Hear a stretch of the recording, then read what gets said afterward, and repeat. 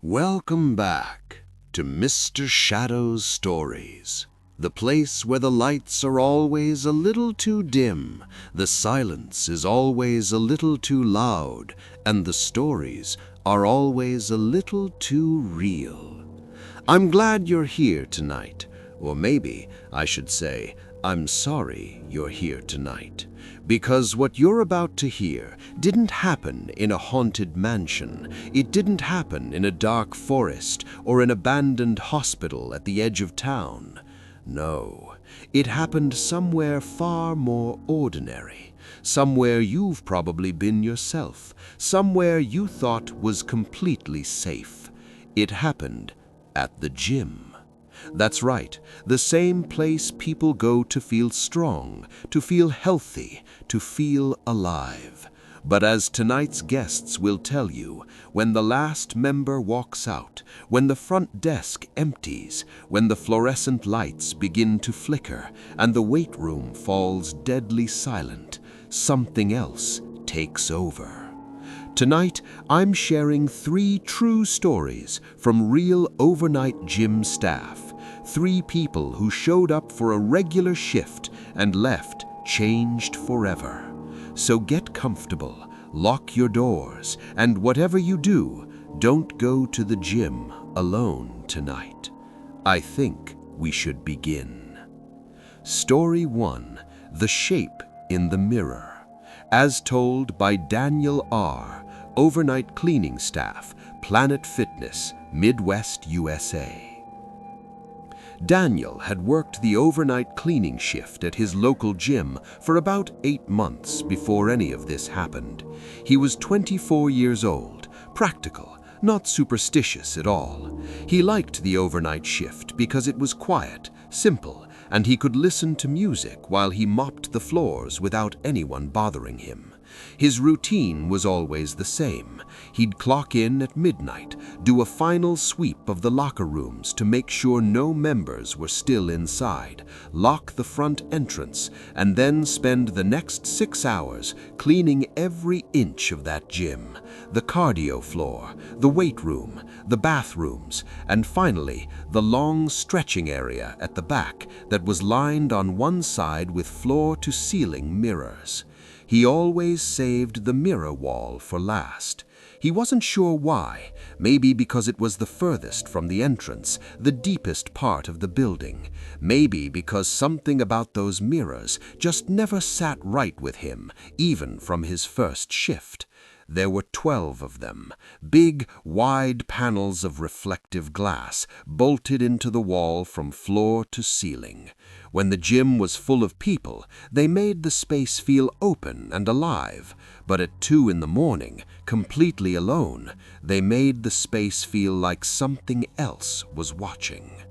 Daniel had learned to ignore that feeling. He told himself it was just psychology. Mirrors at night make you uncomfortable. That's normal. That's just how the brain works. He'd put his earbuds in, turn up something loud, and get the job done. But on a Tuesday night in late November, something happened that he still cannot explain. He was mopping the stretching area, earbuds in as usual, music up loud. He wasn't looking at the mirrors directly. He was focused on the floor, working in smooth, steady strokes the way he always did. Then, completely by accident, he glanced up and he stopped.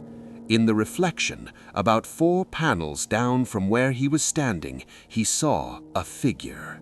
It was standing completely still, and it was not him. Daniel pulled out his earbuds. His heart was already hammering. He turned around fast, and there was nothing there. The stretching area behind him was empty. Every machine was still. Every rack was untouched. There was no one. Daniel turned back to the mirror. The figure was still there. Daniel said he stood frozen for what felt like an entire minute, but was probably only a few seconds. His brain was trying to make sense of what his eyes were showing him. The figure in the mirror was tall, taller than him by at least a head, and it was standing sideways, like it was looking at the wall rather than looking out through the glass. Its arms seemed a little too long, the neck seemed a little too thin. It was wearing dark clothing, or maybe it was just dark itself. He couldn't tell. He slowly raised his hand. The figure did not raise its hand back. He took one step to the left. The figure did not move. It was not his reflection. Daniel said he did something then that he's both proud of and baffled by. He walked toward it, not because he was brave, but because his legs just moved and his mind wasn't fast enough to stop them. He got within 6 feet of the mirror panel and stared directly at the figure. And then it turned its head, slowly, deliberately, and it looked directly at him through the glass. Daniel ran. He didn't stop, didn't clock out, didn't grab his bag. He went straight out the back emergency exit and sat in his car in the parking lot until 6 a.m. when his supervisor arrived to open the building. He told his supervisor what happened. He didn't laugh. She went quiet for a moment and then said something that made Daniel's blood run cold. "You're not the first person to see something in those mirrors. We had a cleaner here 3 years ago who quit after his 2nd week, said the same thing. Daniel quit the following Monday. He told me the hardest part isn't the fear he felt in that moment. The hardest part is that he never found an explanation. He reviewed it from every angle, trick of the light, exhaustion, his own reflection distorted by the glass, but none of it held up. Because your reflection always does what you do, and this one didn't." Story 2. Footsteps in the Locked Locker Room. As told by Priya M., overnight front desk supervisor, 24-Hour Fitness, California. Priya had always been the skeptic in her friend group. An engineering graduate working a part-time overnight position to help pay off student loans, she was someone who lived by logic and evidence. She liked order, she liked processes, she liked things that could be explained. And for the first 5 months of her overnight shifts, everything could be explained. A strange noise, the ventilation system. A flickering light, the old electrical wiring in the building. An uncomfortable feeling of being watched, simple anxiety from being alone in a large space at 3 a.m., perfectly understandable from a psychological standpoint. She had an explanation for everything. Until the night of March 4th. It had been a slow night. No late members, no equipment issues, no phone calls. By 2:30 a.m., Priya had finished all her administrative tasks and was sitting at the front desk, going through some personal notes on her laptop. The gym was completely silent. She had already done her mandatory walkthrough at 2 a.m., checked every room, every corner, every bathroom stall. The building was empty. She was alone. At 2:47 a.m., she heard footsteps. Clear, deliberate, unhurried footsteps coming from the men's locker room. She sat up immediately. Her mind went straight to procedure. Someone must have been hiding in a stall during her walkthrough. It had happened at other gyms, people sneaking in to sleep somewhere warm. Not dangerous, usually, just uncomfortable. She picked up the phone to call her regional manager and then stopped herself. It was nearly 3 a.m. She'd handle it herself first, the way she always did. She walked to the men's locker room door and knocked firmly. "Hello? The gym is closed. If someone's in there, I need you to come out now." Silence.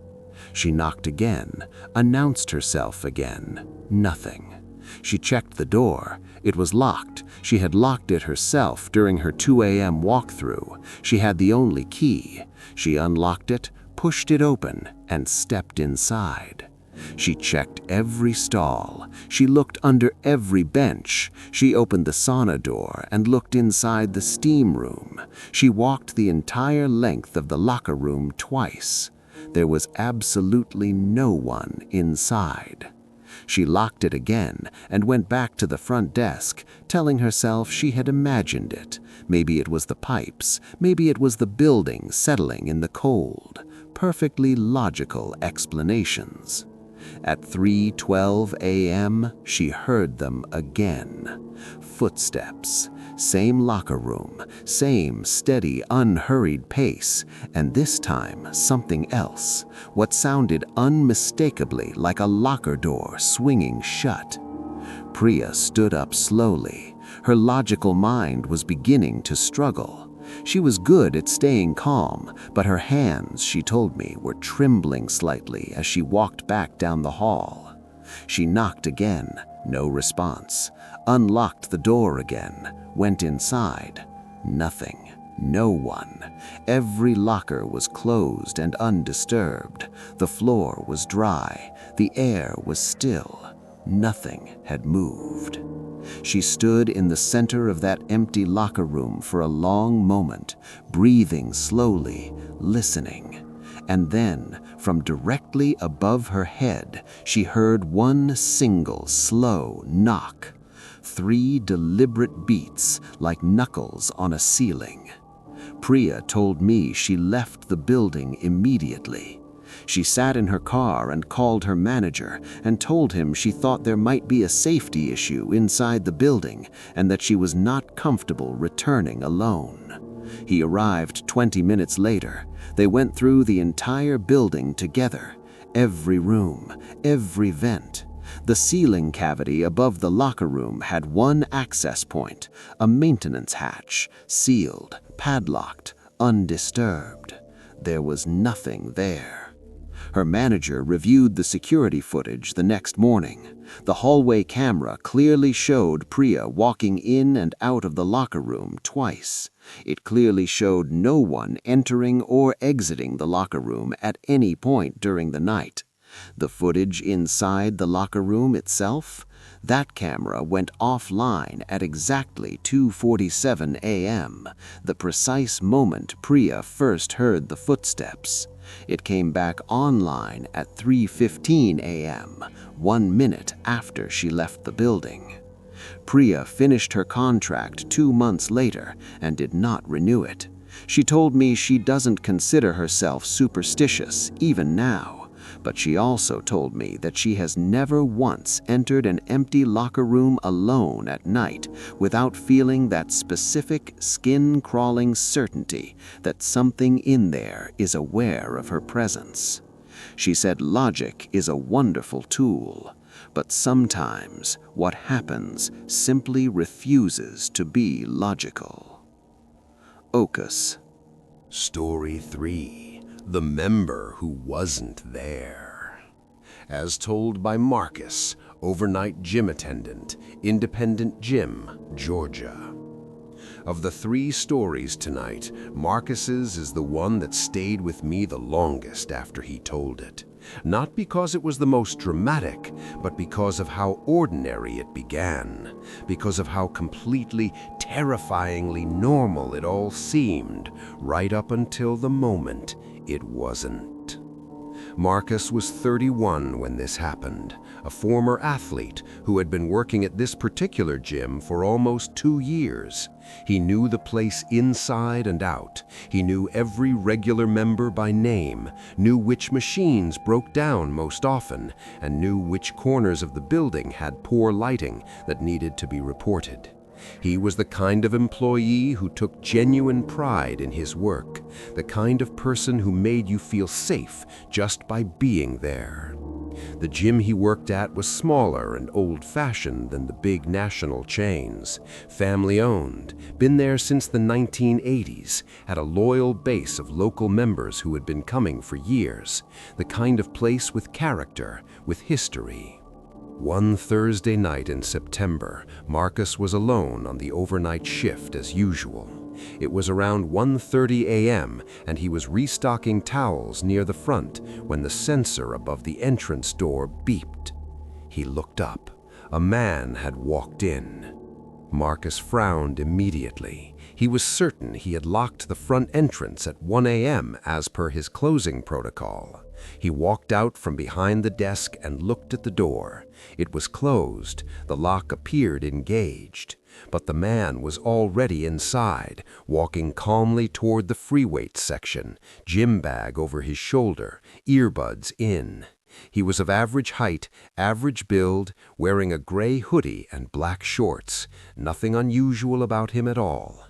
He moved the way a regular member moves, comfortable, familiar, without hesitation. Marcus called out, "Hey, excuse me, sir, we're closed for the night." The man didn't stop, didn't slow down, didn't look up. Marcus came around the desk and followed him. He was annoyed, but not alarmed. It wouldn't be the first time someone wandered in after hours because the door latch hadn't caught properly. He followed the man past the cardio floor, past the cable machines, into the free weights area. The free weights area was empty. Marcus stopped walking. He stood at the entrance to the room and looked around. It was a medium-sized room, open floor plan, mirrors on 2 walls, a single exit, the one he had just walked through. There were no closets, no doors, no other way out. There was nowhere to go. The man was gone. Marcus didn't run. He told me he was too confused to run. He walked slowly through the room, looking behind every rack, checking every corner. He even checked under the weight benches, which he knew made no sense for a grown adult, but at that point, his brain had stopped following normal logic. There was no one there. He went back to the front desk and immediately pulled up the entry sensor log, the digital record that tracked every time the entrance sensor was triggered. He scrolled to 1:30 a.m. There was no entry logged. The sensor had not been triggered. According to the system, no one had entered the building since 12:58 a.m., which was the last actual member, a regular named Carl, whom Marcus had personally watched leave. Marcus told me he sat with that for a long time. He considered every rational option, a glitch in the sensor, a hallucination from tiredness, a reflection that his tired mind had mistaken for a person. But here's the thing he kept coming back to, the thing he told me last, quietly, like he wasn't sure he even wanted to say it out loud. When he was following the man through the gym, he had noticed something. Not immediately, not consciously. It only surfaced in his memory much later, when he was sitting at the desk afterwards trying to make sense of it all. The man had walked past the mirror wall on the cardio floor, and Marcus, walking behind him, had seen his own reflection in the glass. Just his own. The man in the gray hoodie cast no reflection at all. Marcus finished his shift. He told nobody what had happened for almost 3 months. When he finally did tell the gym owner, a woman in her 60s who had been running the place for decades, she listened to the whole story without interrupting. Then she was quiet for a moment. Then she said, "Gray hoodie? Black shorts? Gym bag?" Marcus stared.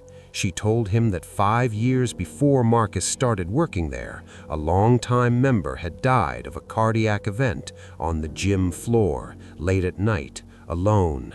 He had come in for an extra workout after hours. He had a key, as some long-time members did back then. By the time anyone found him the next morning, it was far too late. He always wore a gray hoodie when he worked out. He always wore black shorts, and he never, not once in all his years as a member, missed a Thursday night session. 3 stories, 3 ordinary people, 3 nights they will never, ever forget.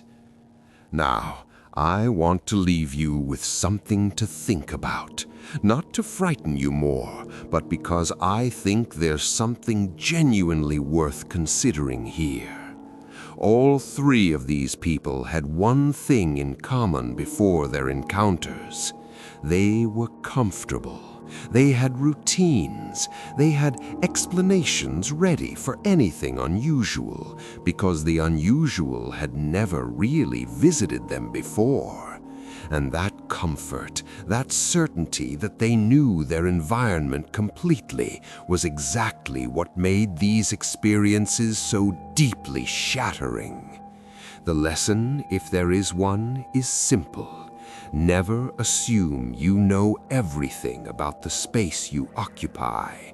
Never assume that familiarity means safety.